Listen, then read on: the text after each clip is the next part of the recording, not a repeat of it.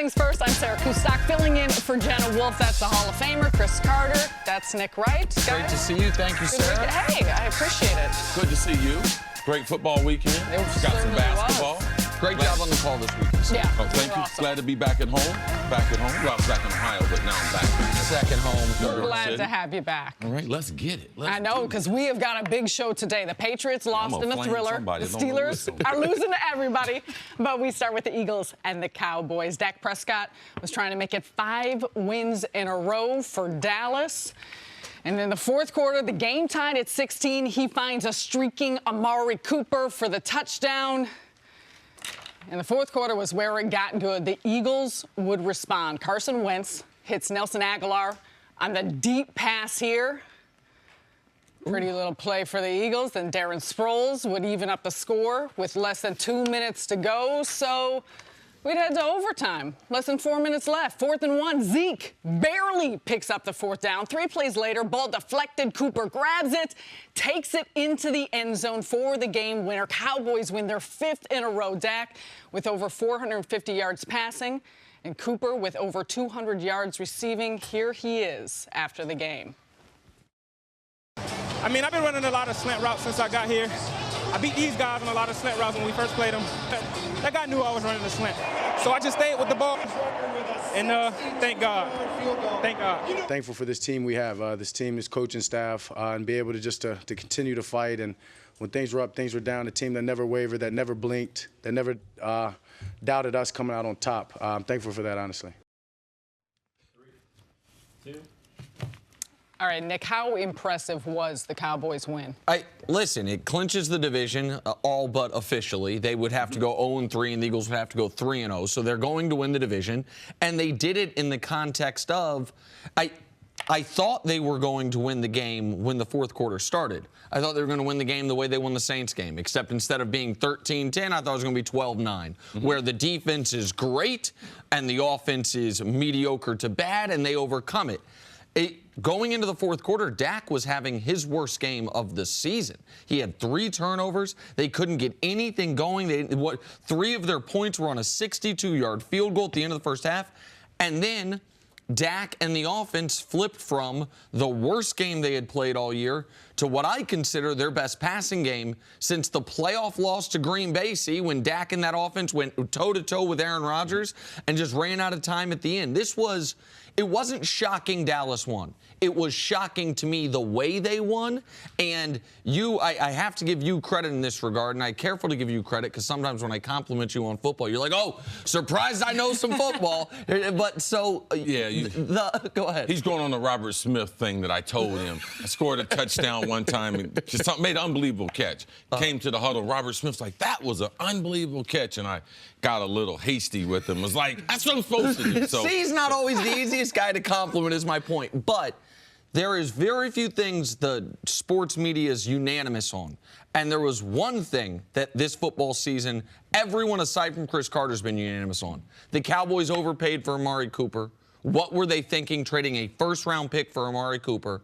And acquiring Amari Cooper seems to have turned their season around, and he looks like a guy who absolutely is worth a first-round pick in this league. And that he was the difference along with Dak in the fourth quarter when their defense all of a sudden got a little shaky, and the Cowboys got their biggest and most important win of the year. Yeah, it's not a matter of trying to give me credit. It's just I have a great deal of faith in Amari Cooper. And forget the football player, but just who the kid is, his goals that he wants in life from a very, very young age. He's very, very reserved. He's not a diva wide receiver.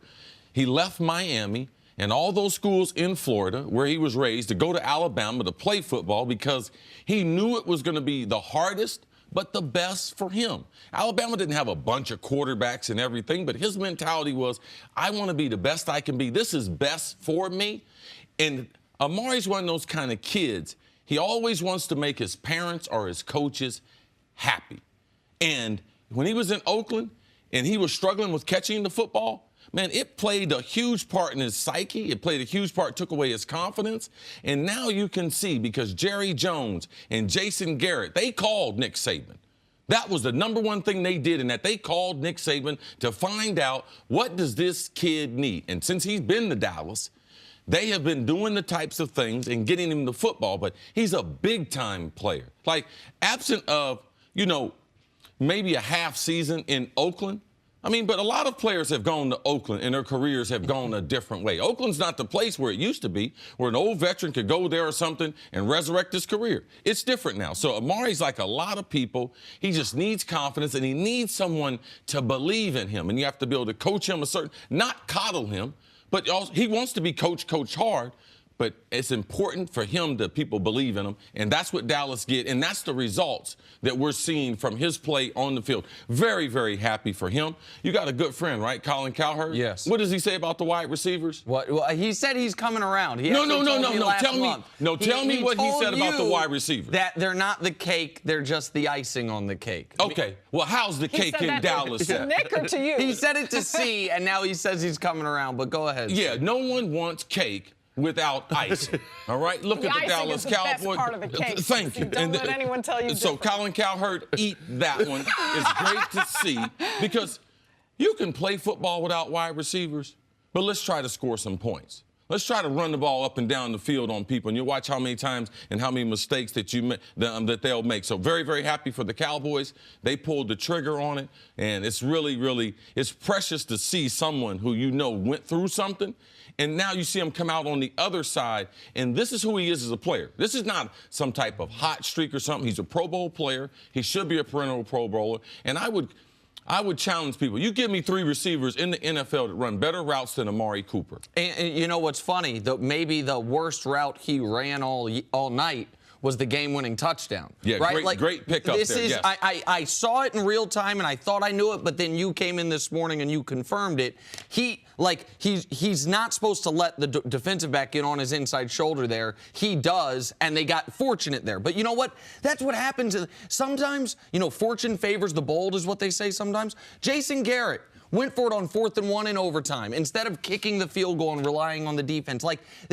All of a sudden, you're taking shots downfield. This could have been a pick six the other way, and then we're killing Dak because of his 4th turnover. They got lucky there, and Amari made a big play. And Sarah, I think that you'll enjoy the preparation. He knew as an athlete, I've been doing this to a guy. It's like basketball. I've been doing a guy, I've been crossing him over.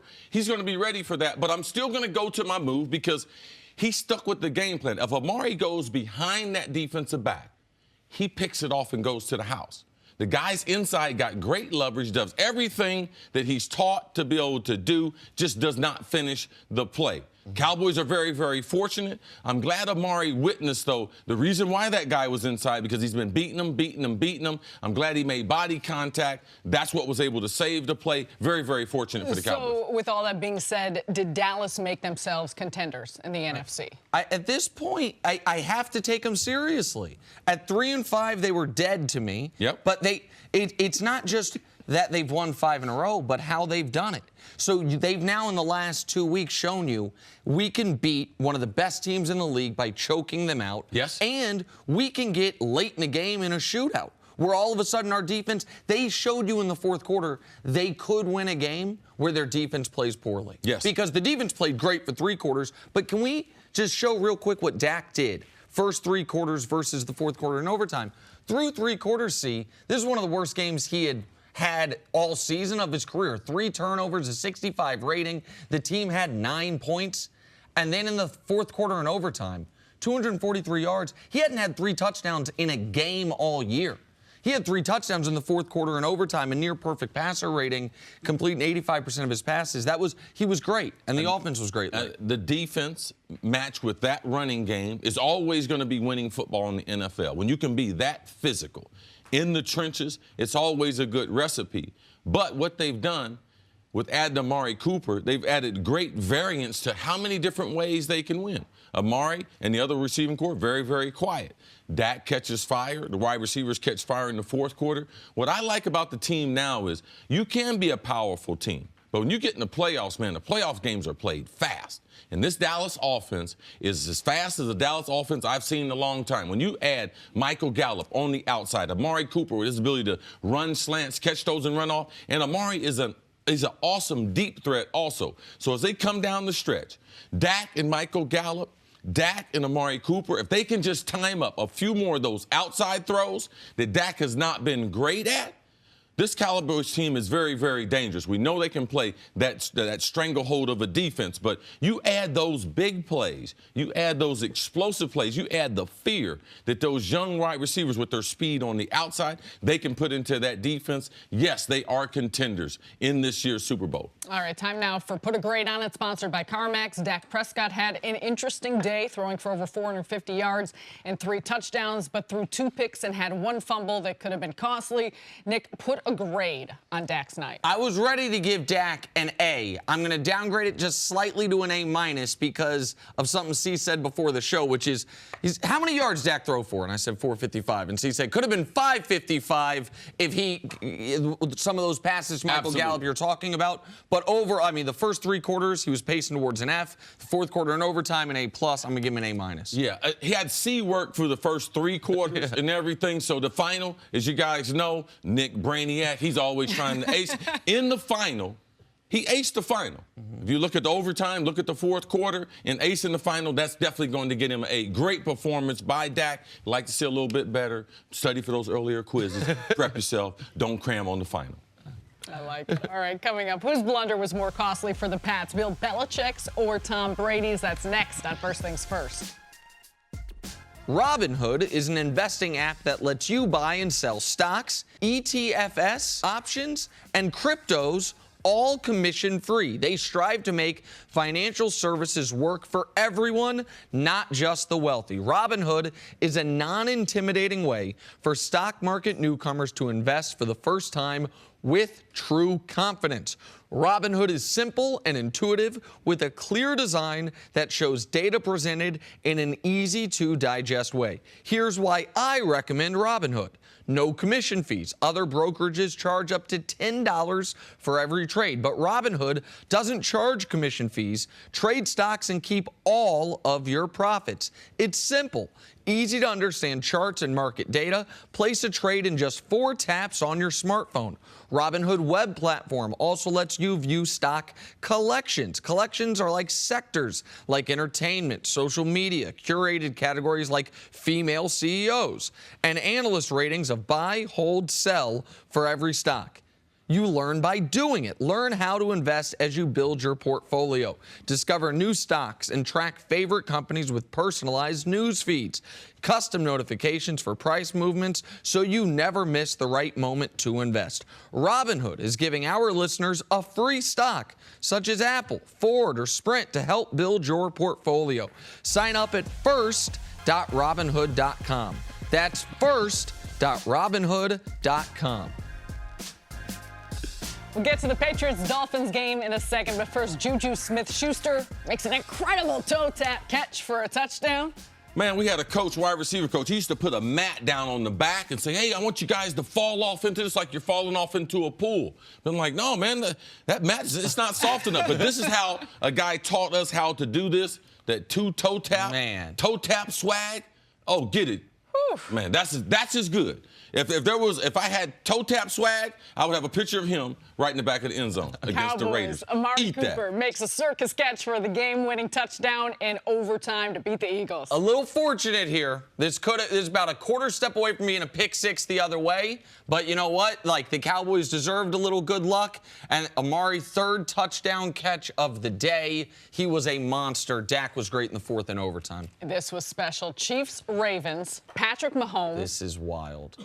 Wait till you see this. He's shown us he can make any throw, but a no-look pass. This kid's incredible. Watch this angle, see. And they said after the game he does this in practice regularly. Yeah. No. Brett Favre used to do this. Aaron Rodgers does it. I had one guy, man, kids out there, you don't know him, great quarterback, first ballot Hall of Famer, Warren Moon. He used to be able to do this. Now, I haven't seen the angle where I seen somebody do it in the game. Yeah. That was nasty.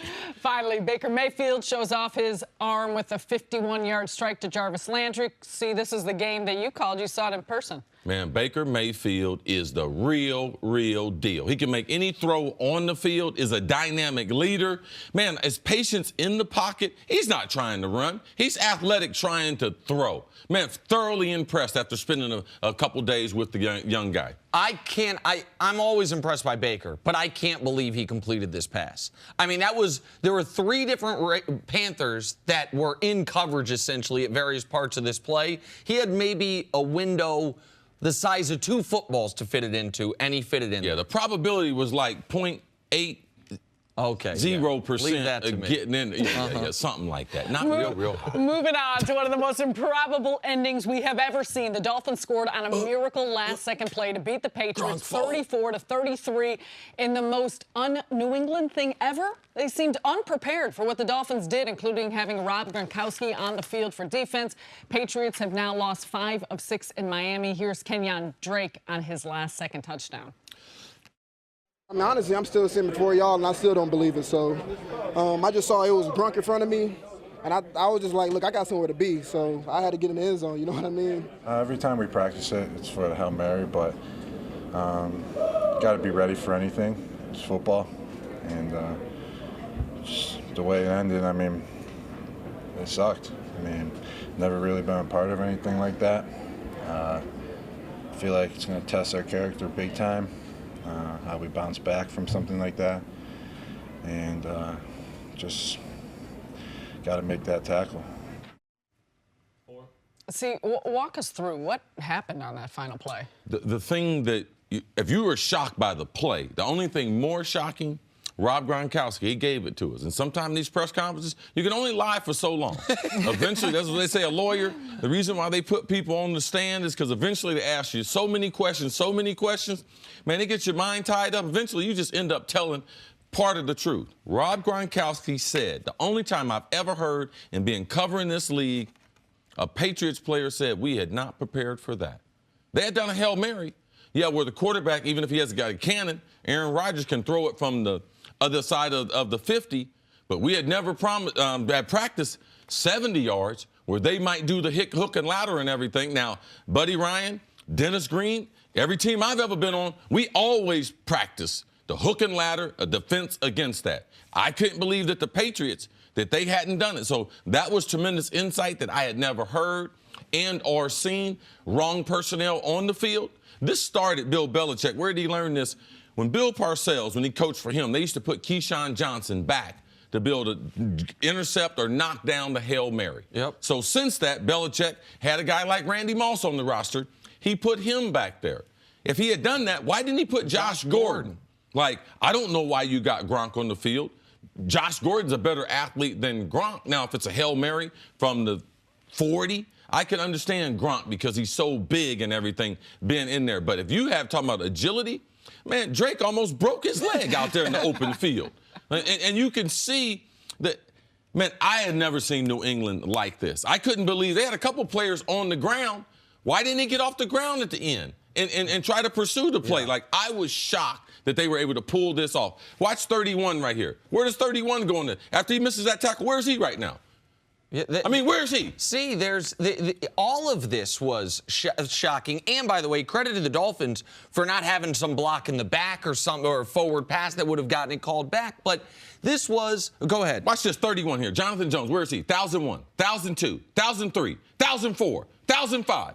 1,006. Right. Where is he? Back in this play. Like, he should have been up off the ground. Like, they had plenty opportunities. It's a mistake to have a guy like Gronk on the back end. I'm going to tell you where I'd like to be today. Man, drive me to New England.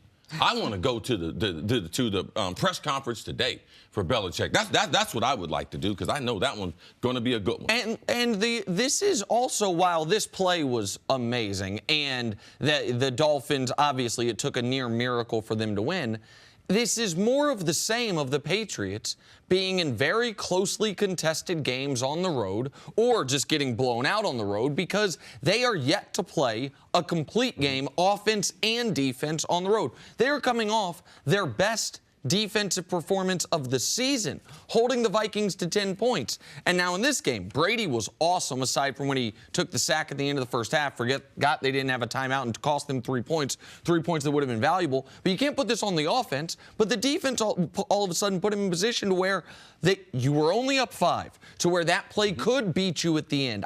There were a lot of unpatriot-like things. This game should have been over. Josh Gordon draws a pass interference penalty with 2 minutes left to put the ball near the goal line, and if you punch it in, the game's over. There are so many chances. I said, okay, the Dolphins, it was a good effort, good try, good effort. You're not even going to cover anymore. The Patriots score a touchdown, game's going to be over.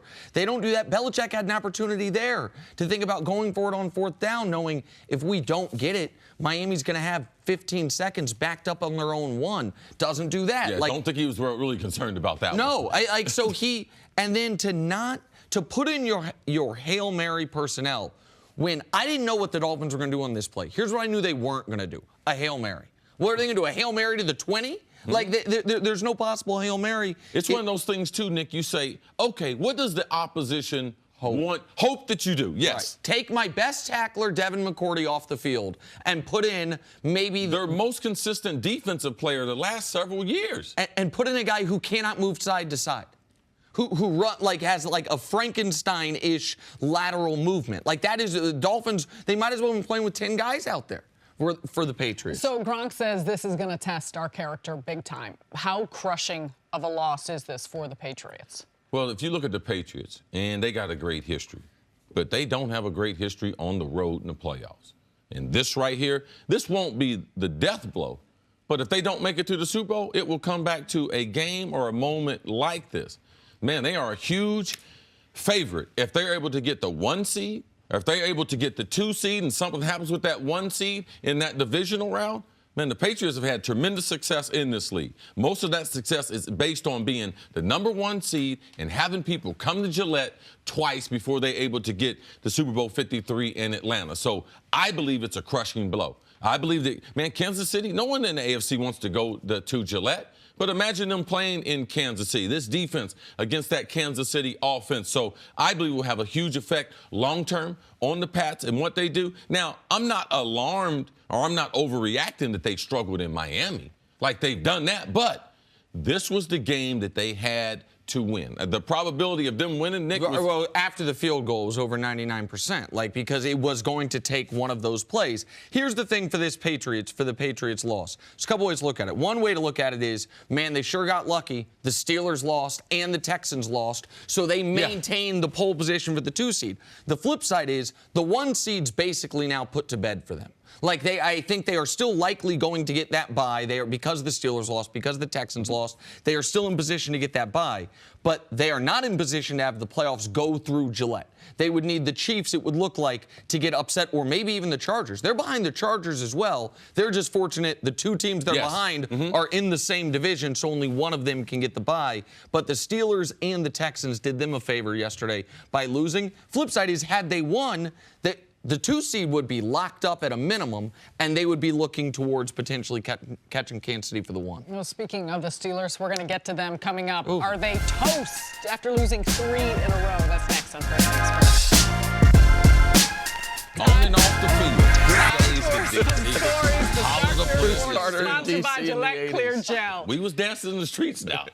Amari Cooper had an amazing game for the Cowboys. 10 catches, 217 yards, and 3 touchdowns, including the game winner. CC, how impressive has Amari been for the Cowboys? Oh, amazing. Amazing. Man, Dak Prescott, is he happy? Santa Claus delivered him a gift early, thanks to the Raiders. Now they have an elite wide receiver. They have the best wide receiver, route runner, that's been in the Cowboys since Mike Over. Didn't Jerry Jones say that? Man, sometimes when Jerry talks, we need to be listening. The Dak splits, pre-Amari and post-Amari, are as jarring as the Cowboys splits record-wise. Cowboys were 2-5 before Amari got there. They're 3-4, pardon me. They're 5-1 with him. Dak's quarterback rating before Amari, 85 on the year. Since Amari, 122 on the year. I mean, he has been the turning point of their season. Sticking with this game, the Eagles fell to 6-7 with the loss. Philly is now all but eliminated from playoff contention. See, what went so wrong for the Eagles? A number of injuries,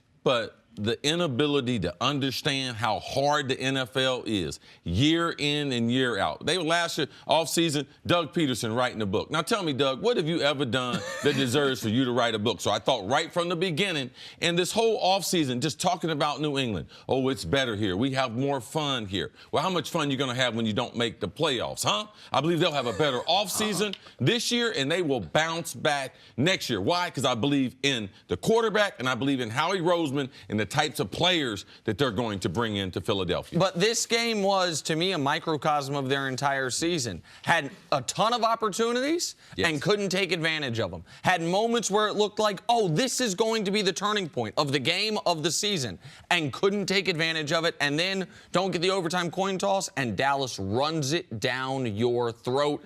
8.5-minute drive to start. If you're a cornerback overtime anywhere in the world right now, send Philadelphia an application, a picture in your bio.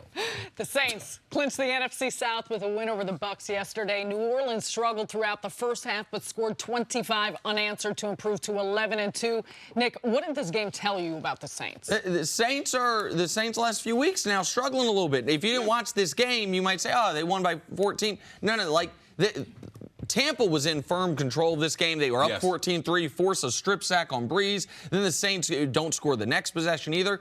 Really quality comeback against a Tampa team that looks like they're booking their offseason reservations. But the Saints got to click back into gear, especially with the window opening with the Rams' loss. Yeah, you got to be careful playing against Tampa Bay. Right here, the Saints, a divisional opponent. They typically play them very, very tough. Only team to defeat them the first game of the season. Tampa Bay's got a good offense. So, listen, this NFL, it's rough, man. The month of late November, December, it's rough. Sometimes it's not about drawing pretty pictures. It's about calculating wins. And that's the way they were able to do it. Just do enough just to be able to get it done. Finally, the Browns beat the Panthers 26-20. Baker Mayfield had 238 yards and a touchdown to lead Cleveland to their 5th win of the year. Carolina has now lost 5 straight. CC, you called this game for Fox. What was your biggest takeaway? Man, at the end, Cam Newton, if he can make one throw, if he can put a little air on the football, his fundamentals, sometime under duress, sometime they leave him. I think he's too good of a passer in those goal line situations not to be able to come up with one of those throws late in the game. His best wide receiver, DJ Moore, he was injured. That's the reason why Curtis Samuel, they're throwing to him. And Curtis Samuel was a running back from Ohio State. He's developing as a wide receiver, but he can't be your go-to guy in the red zone, especially at the goal line, because he's not a jump ball guy. He's a speed guy, all right? That's the way he's a reverse guy. He has not developed that part to his game yet. So Cam was not very, very sharp at the end, but Baker Mayfield and the type of energy not only that he's put into this team, you could feel it in the city. Now, it was cold in Cleveland. In the morning, the streets, the vendors out, the atmosphere, the fans talking to them, man, they love their Sundays now because they got hope in Baker Mayfield. And I was just impressed the number of throws that he made, the type of leadership being around him a couple days. Man, he is a football playing guy. He is a version of Russell Wilson, Brett Favre, and ultimately trying to be like Drew Brees. Very impressed with what they have going on. Someone asked me the question, if I could have one franchise right now, be in Green Bay and be the head coach there, or the Cleveland Browns, be the head coach there, I'm going to Cleveland. Wow. Really? Myles Garrett, that defensive end, Ward, the cornerback, Chubb, the running back, Baker Mayfield as the quarterback. You know, man, I like the way they're situated. Pittsburgh, Baltimore, be very, very careful because the Cleveland Browns, they got a serious football team they're going to put on the field the next few years. Let me address the Panthers first, and then I'll get to Baker. Listen, this is I can nitpick the play calling just like I can nitpick when they went for 2 against the Lions, not letting Cam get out and move. But in that situation, he had an open receiver, he missed him. I can nitpick on 3rd and 4th and goal, not letting Cam get out and move, not maybe running him or McCaffrey. But he had an open receiver and he missed him. Last week, he had plenty of open receivers, threw 4 picks. This is a collapse. This is a full-on collapse. I hope it does not cost Ron Rivera's job because I think Ron Rivera is an excellent coach. But going from 6-2 to 6-7 with 2 games left against the Saints, that's the type of thing. And a new owner. And a new owner, a great point. And that can cost people their jobs. The Panthers they're not eliminated from the playoff picture because that 6th seed's still up for grabs in the NFC. But this is disastrous, this last 5 weeks of football. That Steelers game, they still haven't recovered from that mollywhopping they took at the hand of Pittsburgh. Now to the Browns. It's rare that we can make definitive statements about a draft class or about a draft during that first season, I feel like I can definitively say the Browns got the pick right. I know there were 4 quarterbacks taken after Baker in the first round, tied the record. No, there is no doubt in my mind, barring some catastrophic injury, that the Browns got the right guy. He is so clearly ahead of everyone else. I watched Darnold. Darnold has moments of brilliance and then long stretches of futility. Rosen doesn't even have the moments of brilliance right now. Josh Allen's a better runner than he is passer, and Lamar right now has been the second best of the rookies, and he's barely throwing the ball. Baker's got stretches of brilliance and then moments of futility. He is spectacular, see. Yeah.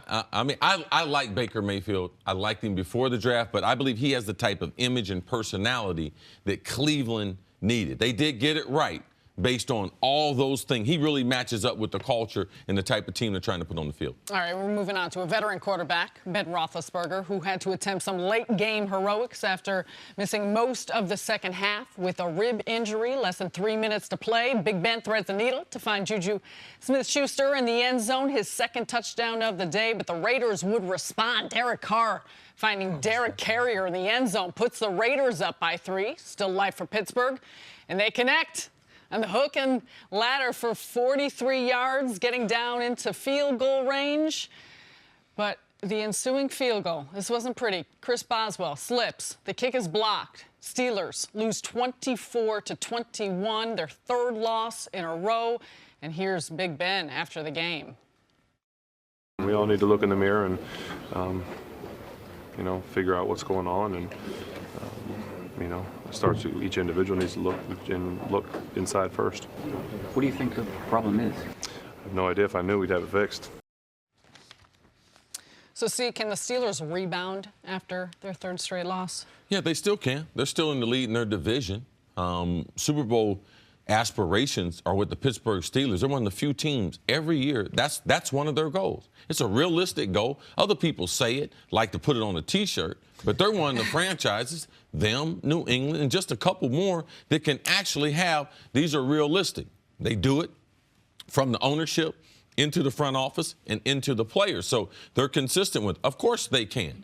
Ben, he's got to be able to get better.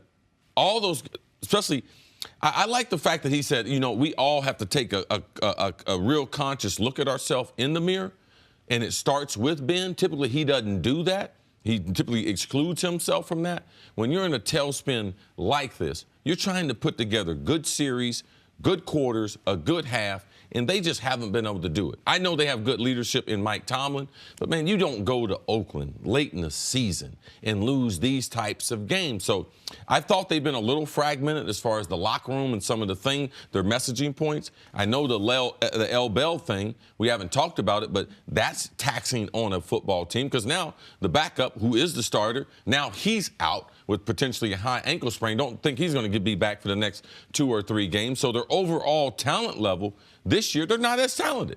So now you can't overcome things like that, a poor performance in Oakland. They're a less talented football team than they've been the last 4 years. And this is the second week in a row that they can't take advantage of a golden opportunity, particularly with the New England loss. They host New England next week. 2 weeks ago, they're on the road in a very winnable game against Denver. Big Ben throws those red zone picks. Last week, they're at home with a 16-point halftime lead, and they blow it. The first lead of that margin blown at home in Steelers franchise history. And this week you lose to Oakland.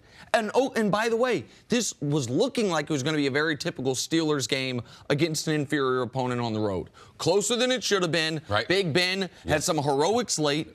And then you let Oakland down 4. Not down 3, down 4, where only a touchdown can beat you. Drive the length of the field. And you loot like Boswell, but they just gave Boswell a $17 million contract this offseason as a kicker, which was questionable at the time. He might not see the end of the first year of that contract. He missed 2 kicks in this game, slipped in the bad turf in Oakland on the end. But you can't leave it up to your kicker. You're playing the Raiders. This is Football Outsiders had this stat. It's remarkable. In the last decade, there have only been 11 losses by road favorites of double digits. Teams that go on the road as double-digit favorites. League-wide, in the last decade, there's only been 11 losses. Pittsburgh got 4 of them. Wow. So, like, this is as good as I believe the Mike Tomlin era has been. And prior to 3 weeks ago, they'd only lost once in their previous 16 road games. Now they've lost both of their last 2 road games in demoralizing fashion. And for those who are going to question Mike Tomlin, let me tell you, as a former NFL player, being in a lot of locker rooms, you know what? A coach, a good coach, gets you ready for the big games. The games against people you're better than, you got to get yourself ready for those games. You can't expect the coach to come fire you up when I'm better than. What's the coach going to tell you? Oh, you're better than him. Well, okay, you're supposed to play better than him. In those games, the coaching is not as important. And the people don't even think about it that way. You got inferior competition. I'm better than you. The Pittsburgh Steelers and their players typically have just not fared well in those situations. And I don't believe it's the coach's fault, because you can see in the games that are highly contested, in those games that are most competitive, in those games that mean the most, you know you don't be a good coach in those situations and then go backwards in those situations. It's the players. The players drop the ball when they look at and the competition, and it seems to be inferior. And they miss Le'Veon Bell, and they missed James Conner yesterday as their backup to Le'Veon Bell. The Steelers this year are 6-0-1 when they have at least 75 yards rushing. They're 1-5 when they don't. Yesterday, 19 for 40. And so that Big Ben missed extended stretches you mentioned to start the second half. Their offense totally went to sleep there. Josh Dobbs, who had played well as a backup before, played really poorly. And this is an inexcusable loss. I don't know that they're going to be okay. I know that the next 2 weeks they have New England and New Orleans, and I know you got a bunch of teams at 7-6 chasing them, forget just for the division, to make the playoffs. The Steelers could go from 7-1 to out of the playoffs after 3 games that they had full control of, that they blew each one of them. All right, let's get to some elite level play. Coming up, did Patrick Mahomes have his MVP moment yesterday? That's next. First things first. Welcome back. First things first, former NFL head coach Eric Mancini joins us. Coach, it's good to see you. Good morning. Good to see you. Good to see you. All right. Welcome back. Welcome back. Nick has been talking about all your texting last night. Yeah. He only texts when he has something he feels good about. Otherwise, it's radio silent. That's not, he was very true. Oh, my God. That's just not true at all. Coach So just starting true. the show off with a lie. I don't know why you'd do that. I imagine our Kansas City native was excited last night. Lamar Jackson and the Ravens heading into Arrowhead to take on Patrick Mahomes and the Chiefs. Fourth quarter, Ravens up 7, 4th and 9. Mahomes heaving one up in desperation. Tyreek Hill catches it. And then 4 plays later, 4th down again, Mahomes finds Damian Williams, who scores. Game tied at 24. So we head to overtime. Kansas City kicked a field goal. Lamar Jackson gets hit, and he's down. So RG3 had to replace him and can't connect on that 4th down. Chiefs, or here's the 4th down, doesn't connect. Chiefs go on to win this one 27-24. Patrick Mahomes with 377 yards, 2 touchdowns. Here he is on the win. These are the best wins. I mean, when you have to battle, I mean, you trade blows with somebody. I mean, that's a great football team, physical football team, and has a lot of talent. And so when you trade blows with a team like that and you come out with a win in the end, I mean, those are the wins that you remember. Those are the wins that really satisfy you the most. Coach, what did that win tell you about Mahomes and the Chiefs? Well, I did think the 4th down play was impressive, and it's good to see him in these situations where he's in tight games and he's got to make plays, and he's been able to do that. I do think that teams, as they look at this tape and they look at even some of the earlier games, are going to see his problems with pressure, and he does have he has an issue with that, and he's going to get a lot more pressure as we move on. And I know the clip didn't show the play in overtime where he's scrambling to his right, coming back to the left, he fumbles the ball. And just by the football gods allowed them to recover that ball, but that should have easily been the Ravens' ball. So there's that element of make something happen, which was incredible on that 4th down play, but he's going to have to, as he continues to go to reel some of those decisions in, and he's going to have to deal with significantly more pressure, I think, as we continue to move deeper into the season. But these are the types of games that I think impress you more than a 35-10 shellacking, right? Like, these are the games that I've heard you talk about when you speak of Big Ben with such reverence. Like, that 4th and 9 play, maybe not quite the exact same, wouldn't look the same, but those are the types of plays that I think have made you respect Big Ben so much. Like the keeping things alive, keeping your eyes downfield, have to have it moment. If you don't make that play, the Chiefs lose. The game will be over, and finds a way to do it. Like, against are either the best or the second best defense in all of football in a game where he was good in the first half, and in the second half yesterday until this last drive and overtime was really bad. Had like 28 yards passing, had an interception. Like, so overcoming all of that with a defense that was clearly at times in the second half confusing him. They were throwing a cover 0 at him multiple times where they had absolutely nobody back and he couldn't get the ball off in time. Those are the types of things that, as you are looking with a, I will say, critical eye for any of these young players, that I think you have said you've wanted to see and is the most impressive. Yeah, that's absolutely what you're looking for, is when things aren't going well, can you find a place to overcome that and overcome it late in the game and find a way to win the game? And you saw that on the 4th down play, but then you're frustrated with the fact that it's 1st and 10 in overtime. They're on the 20-yard line. He's trying to make a play, and he puts the ball on the ground.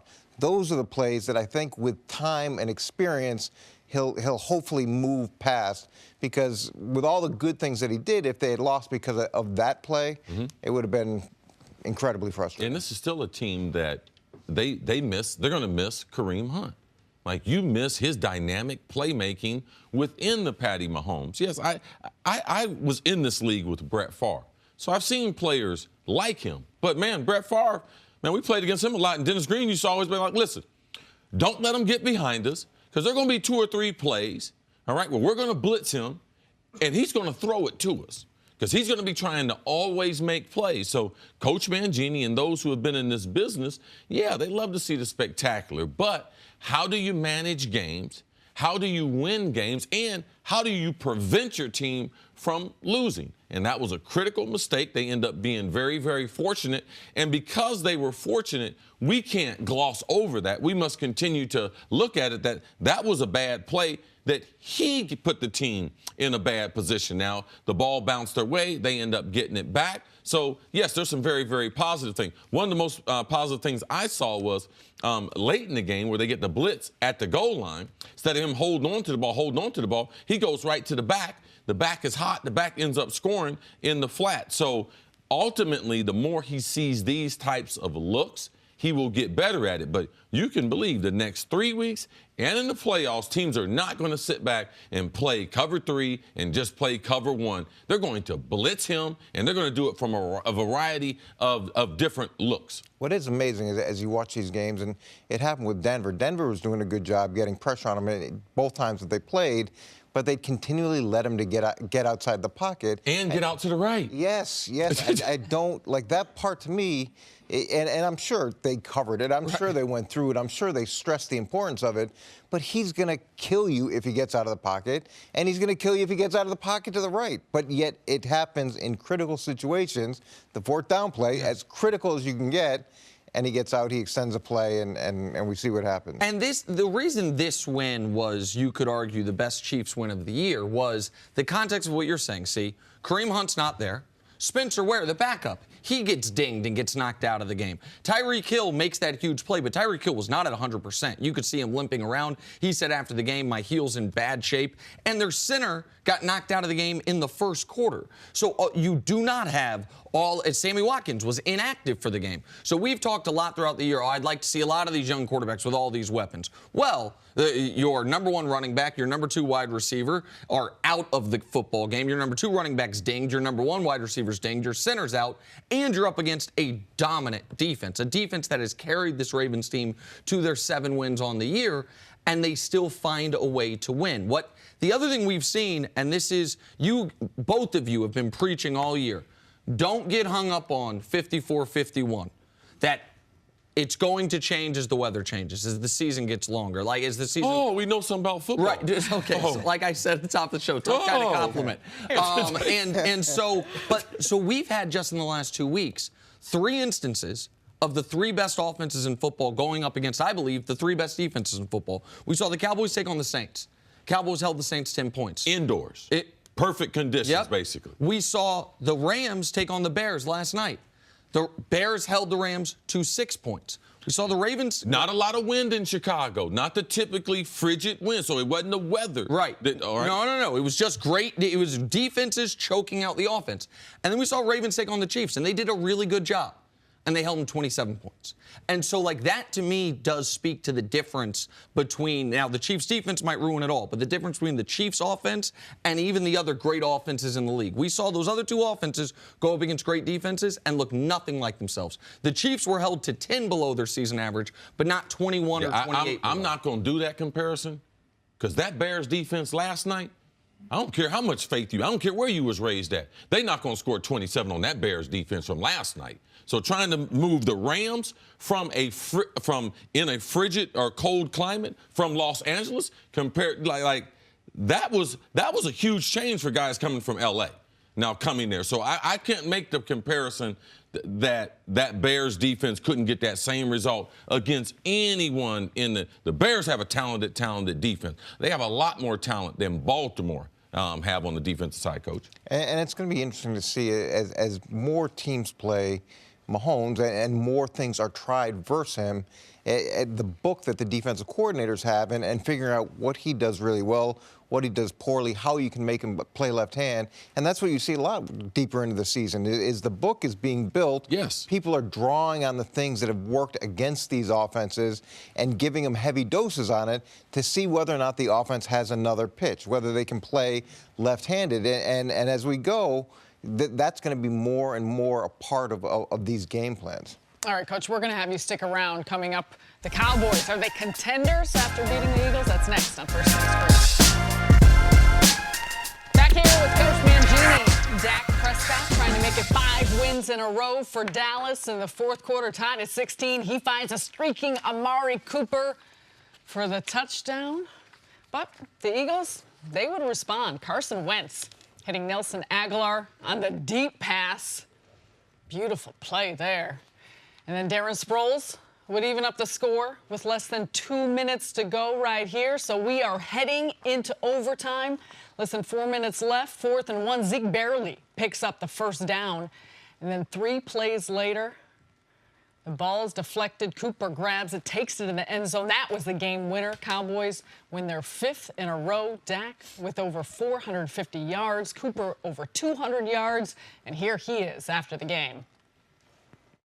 I mean, I've been running a lot of slant routes since I got here.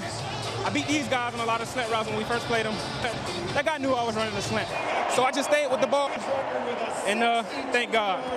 Thank God. Thankful for this team we have. This team, this coaching staff, and be able to just to continue to fight. And when things were up, things were down, a team that never wavered, that never blinked, that never doubted us coming out on top. I'm thankful for that, honestly. Coach, how impressed were you with the Cowboys in this win? You know, I want to be more impressed, but I'm not. I just can't. I can't get on board yet. And even that last play, he's running a slant. The cornerback has hard inside position. The ball should not have been thrown. It should have probably been picked off, and it bounces up, and they score a touchdown. And look, the football gods played a big role in a lot of games yesterday. The Kansas City game on the fumble. The New England game, that game, you know, there were bounces yesterday that dramatically changed games like this, but to throw the slant on a corner sitting with hard inside leverage easily could have been picked off. And then you had the 3 turnovers early in the game. To have this discrepancy of production and time of possession and the game to come into overtime like it did, I just don't. It's just hard for me to jump on board. Well, but here's where I will give Dak credit. That play notwithstanding, even if that play's just good fortune, good luck. And see, you talked about that play earlier. But don't you think it was? Oh, absolutely. And some of that's on Amari, I think. Well, I disagree with Coach a little bit because they did have a slant on. Now, it should have been more of a 2-step slant because typically, if you run a 4-step or 5-step slant, you're not going to be able to get it off. So I disagree. he stayed with the route. They probably had to call it and run it on. So regardless of what they were going to do, and felt like that hot was built in, because he did have a free runner coming on that side, on the left side of the protection. So typically you're going to run 1 or 2 steps and get in there right now. So I disagree with Coach just a little bit with the hot. But as far as the DB being in perfect shape, have we seen these plays go the other way, which I told you earlier? Man, that's supposed to be going the other way. If Amari, like some wide receivers, doesn't make body contact or goes behind the defensive back, it's going to be going the other way. But I believe the way they played football, as far as defensively and running the ball, it's a component that's still successful in this league. And they match up well against the Saints. They face the Saints, so if they had to go to New Orleans, so for me, I believe they're going to win their division. They're going to be in the playoffs. The team that has the best record, they've already beaten them. So for me, those are legitimate reasons why they're in contention compared to aesthetically what did the game look like. There's all kinds of teams going to struggle through 3 quarters. But good teams will find a way to win. And Dallas, since they've added Amari Cooper, he's really increased their chances and really given their season life. And, Coach, what was impressive to me is that play notwithstanding is I didn't think Dallas could win a game like this, where in the 4th quarter their defense falls apart. That defense was playing great. And then at the end of the 3rd quarter, into the 4th quarter, it fell apart.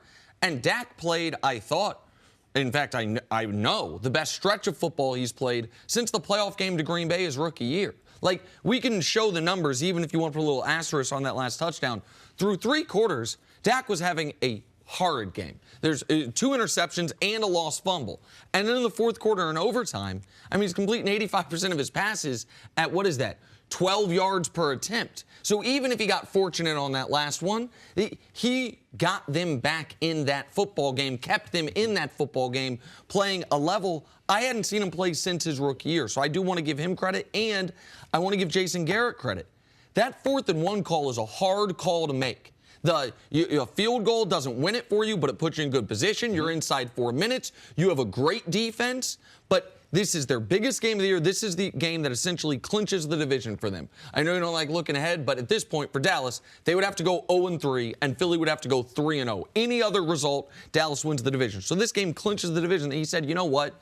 I'm going to put the ball in my best player's hands, Zeke, and see if we can win the game without Philly ever getting the ball back. And then maybe that's why the football gods smiled upon him on that 3rd and 8, because a lot of coaches in that spot see kick a field goal. Take the easy points, go up 3, trust your defense inside 4 minutes. They went for it, and then they were rewarded later. Coach, do you believe that Dallas, that they can be contenders in the NFC? Or what would you like to see, Coach? Well, what I'd like to see is when you have a game that's as dominant as Dallas had in terms of time of possession, the numbers were so skewed. Yes. And the turnovers were frustrating. The time of possession was 45 minutes to 22 minutes. It's an incredible discrepancy. And usually if you're 34 minutes time of possession, the amount of games that you win is somewhere like 70, 80%. Yeah. And even before the overtime, it was 38 to 22. Yeah, so even if you take out the overtime part of it, it was 38 to 22. And I know you talk about Dallas's defense collapsing, but you can make the same argument that Philly's defense collapsed, and it went both ways. It's just those turnovers. Look, I really do like what they've done with Amari Cooper, the element that Amari Cooper adds to that offense, the fact that now they can run the ball with Zeke and take meaningful shots, and when they get defenses into those 8-man boxes where it's isolated outside, they've got a guy that can actually go downfield and make big plays. To me, that's a huge difference, and the chemistry seems to be there now between those 2 players. It's just watching this game was frustrating because it looked dominant, and then these turnovers were punctuated throughout the game to where you're just waiting for them to get out of their own way in a lot of ways. And the other side of this game is Philadelphia. This was a microcosm of their whole year. Repeated opportunities that maybe they didn't earn, but that were at their doorstep, and they can't take advantage of them. And I know that their secondary is ravaged by injuries. I get it. But when you win a Super Bowl with your backup quarterback, nobody cares about injuries that you have the next year to your corners. Like, you are expected to overcome them, even if that's unfair. Go ahead. And all our stories last year about Philly was never about their secondary. It was about their defensive line. It was about the rotation that they had with their defensive line and how their defensive line made the secondary better. And then the secondary story was never a big part of the narrative. So for this now to be the narrative, yeah. And the other story about Philly last year was historically good on third down. That's not me being like prisoner of the moment. That's what the numbers said. They're 1 of 9 yesterday on third down. They've been a below-average third-down team all year. This was, I laid out a minute ago how the Cowboys have essentially won the division.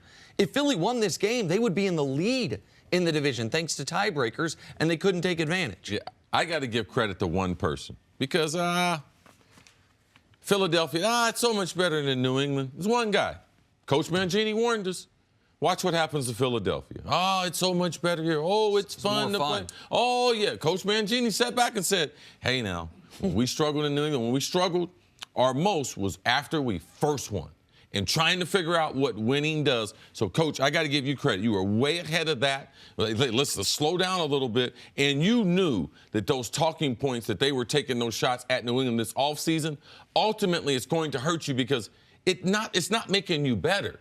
How are you concentrating on the team you won that's in the AFC compared to all the other things you need to do necessary to building your football team and building on that first championship that the Eagles had won? Yeah, Teddy Atlas always says success is like a martini. It relaxes you. And you forget all the things that you need to do to get to that level, and the fact that now everybody's chasing you, so you got to do all those things you did well a little bit better than you did the year before.